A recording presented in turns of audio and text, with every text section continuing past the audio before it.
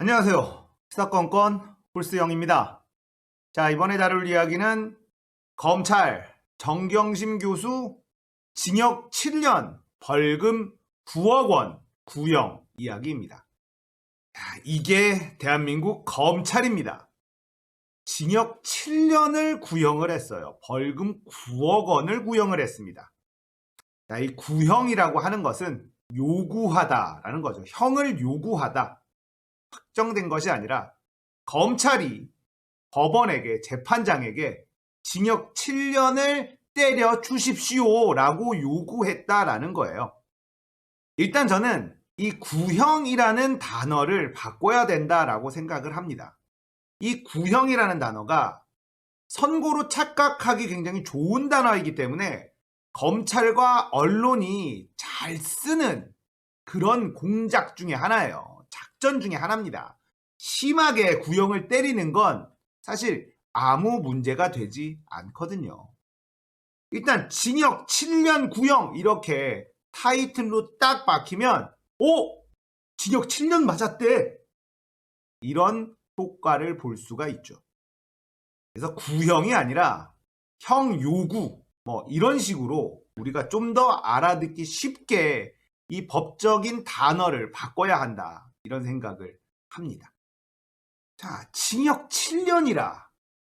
지금 여론이 완전히 발칵 뒤집어졌습니다. 대한민국 검찰의 민낯을 제대로 볼 수 있는 그런 상황이 펼쳐지고 있기 때문이죠. 이게 징역 7년을 구형할 그런 사안인가? 글쎄요, 절대 아닙니다.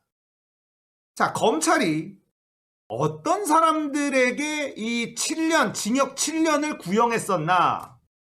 한번 볼까요?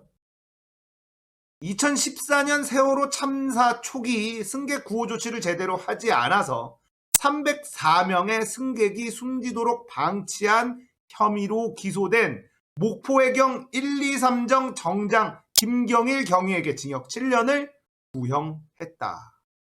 또 2017년 화재로 29명이 숨진 제천 스포츠센터 건물주에게 업무상 과실치사 혐의로 징역 7년을 구형했다. 2020년 응급환자를 이송하는 구급차를 막아 응급환자를 죽음에 이르도록 한 혐의로 구속 기소된 택시기사 최모 씨에게 징역 7년을 구형했다. 자, 304명, 29명, 응급환자 이송 방해 치사. 자, 이런 중범죄자들에게 징역 7년의 중형을 구형했었습니다. 그런데 1년 넘게 진행된 수사 그리고 재판에서 검찰이 입증조차 하지 못한 표창장 위조 혐의, 이걸로 검찰이 징역 7년을 구형한 거예요. 자, 이게 바로 검찰의 모습입니다. 지금의 대한민국 검찰에게 법이라는 것이 무슨 의미가 있겠습니까? 내 마음에 안 들면 300명, 29명 목숨을 잃게 만든 사람과 똑같은 형을 때려버리는 겁니다. 윤석열이 입버릇처럼 말하던 법과 원칙이 이겁니까? 그리고 검찰은 이런 말도 합니다. 국정농단과 비슷하다. 표창장 위조가 국정농단과 비슷하답니다. 갖다 댈 게 없어서 이걸 국정농단과 비교를 합니까? 홍종욱 딸 아시죠? 홍종욱 딸. 그 딸에게 징역 5년 구형했어요. 자, 지금까지 표창장을 위조했다는 그 어떠한 증거도 제대로 제시하지 못한 검찰이 말이죠. 만에 하나 표창장 위조가 진실이라 하더라도 홍종욱 딸이 저지른 죄보다 이 표창장 위조가 훨씬 더 무겁다라고 말하고 있는 것인데, 이게 대한민국 검찰이 말하는 법과 원칙이라는 겁니까? 정경심 교수는 결국 울음을 터뜨리고 말았다고 합니다. 자, 대한민국이 달라지고 있습니다. 원래 몸이 아팠다가 나을 때는 고통이 수반되기 마련이죠. 지금 우리는 그 고통을 겪고 있다라고 생각합니다. 이제 대한민국은 훨씬 더 나은 나라가 될 거예요. 하지만 더 나은 나라가 되기 위해서는 이런 고통을 감내해야 되는 것이죠.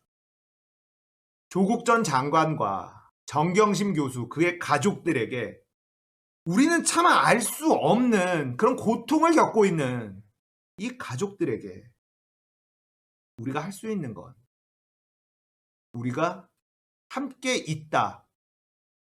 이 말밖에 없다는 게 참 답답하기는 합니다.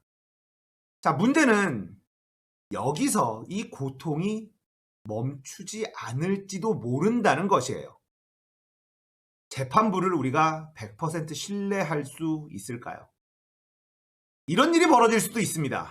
1심 재판부 유죄 선고. 징역 2년에 집행유예 3년. 이게 불가능한 얘기일까요? 언론에서는 대서특필 쏟아낼 것이고 검찰은 환호할 것입니다.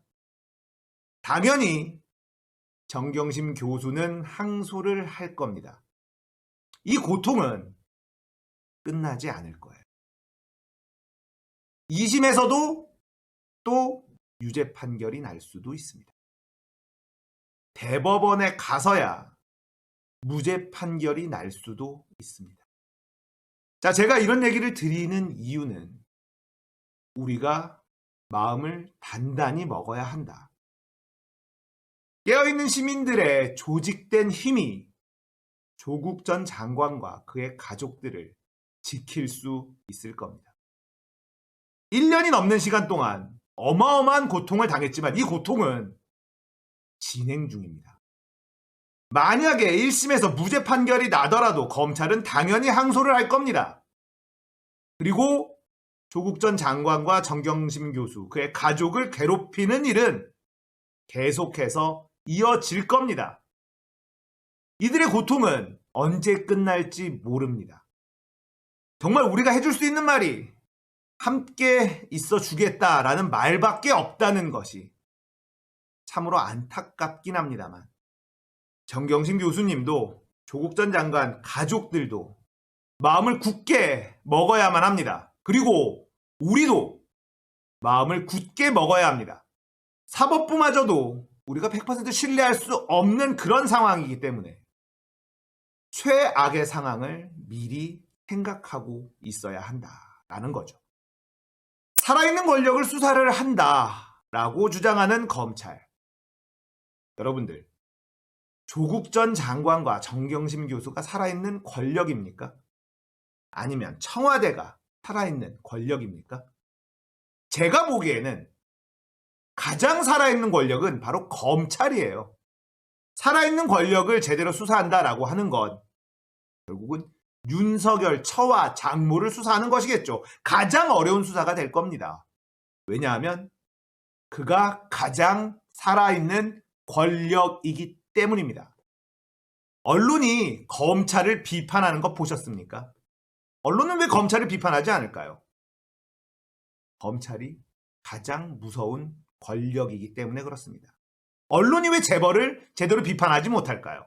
재벌이 가장 살아있는 권력이기 때문에 그렇습니다. 언론은 대한민국 정부를 왜 이렇게 깎아내릴까요? 만만한 권력이라서 그렇습니다. MB 때, 박근혜 때 언론이 정부를 이렇게 물고 뜯고 했었나요? 못했죠. 그들은 그 권력을 자신들의 반대하는 것을 짓밟는 데 썼었던 그런 권력이었기 때문에 언론은 찍소리하지 못했습니다. 하지만 노무현 정부 때, 문재인 정부 때 언론의 모습을 보십시오. 과연 대한민국 정부가 살아있는 권력입니까? 법과 원칙을 지킨다고 입버릇처럼 말하는 검찰. 그들은 이명박의 죄를 덮어줘서 이명박을 대통령으로 만들었습니다. 그런 검찰이 표창장 위조를 가지고 징역 7년 구형을 했어요. 너무나 화가 납니다. 하지만 더 나쁜 결과가 나올 수도 있습니다. 우리가 냉정해져야 되는 이유입니다. 우리가 깨어 있어야 하는 이유입니다.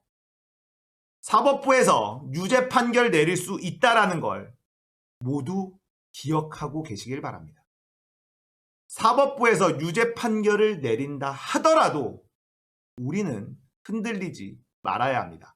이번 기회를 통해서 검찰개혁, 사법개혁 이뤄내야죠. 언론개혁까지도 이뤄내야 됩니다.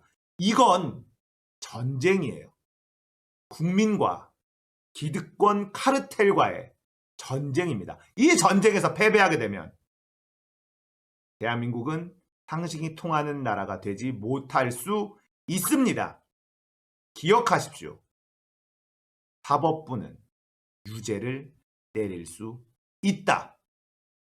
정말 가슴이 아픕니다. 우리가 할 수 있는 일이 너무 없어서 죄송스럽기도 합니다. 한편으로 잘 버텨줘서 감사하기도 합니다. 우리 끝까지 긴장 풀지 말고 함께 합시다. 오늘 이야기 여기까지예요. 공감되셨다면 구독, 좋아요, 알림 설정 부탁드릴게요. 감사합니다. 끝!